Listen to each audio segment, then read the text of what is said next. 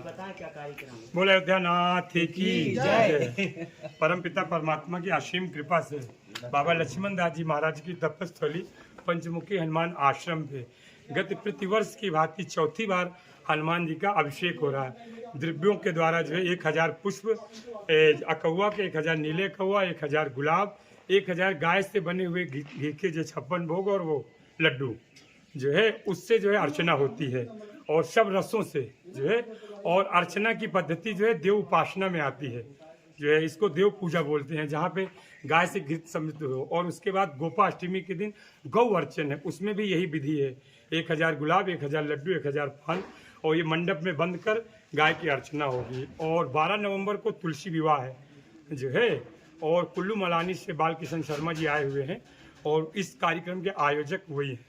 और अन्नकूट जो पूरा गुना मिलकर करता है वो हमारे यहाँ 15,000 लोगों के भोजन की व्यवस्था। 6 तारीख को अन्नकूट है और 4 तारीख को हमारी कलश यात्रा निकलेगी।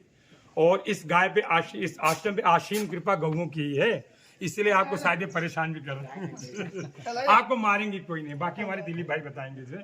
हुई है पंचमुखी हनुमान आश्रम, जो आध्यात्मिक दृष्टिकोण से तो है ही है, लेकिन यहाँ राष्ट्रवाद की जो भी गंगा जहाँ से भी बहनी हो तो यहाँ ये एक माध्यम बना हुआ है।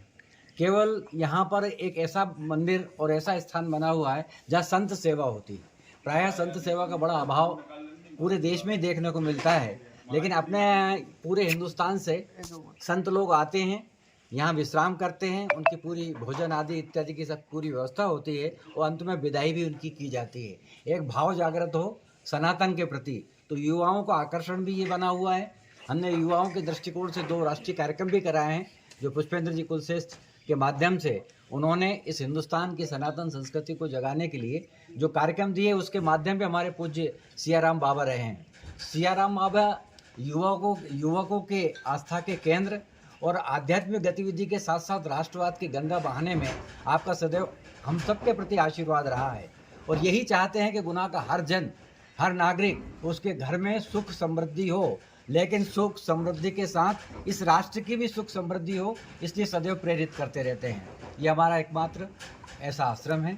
और आप लोगों से, पत्रकारों के माध्यम से भी हम यही चाहते हैं कि ये यहाँ से जो ज्ञान गंगा बह रही है, जहाँ से जो राष्ट्रवाद समा रहा है पूरे देश में, देश तक के पूरे देश के भी ऐसे लोग आते हैं जो यहाँ पर से प्रेरणा लेकर जाते हैं। अभी एक गवर्नर से ऐसे साधक आए थे जो विभिन्न स्थानों पर साधना करके गए, लेकिन यहाँ आने के बाद उन्होंने अपनी अनुभूति बताई कि हाँ, वास्तव में मुझे राष्ट्रवाद की गंगा बहती हुई दिखती है। मैं सपने में भी ये ऐसी चीज़ें देखता हूँ जिसके माध्यम से मैं यहाँ कुछ करूँ। तो ऐसे कुछ अनुभव भी यहाँ पर प्राप्त हो रहे हैं।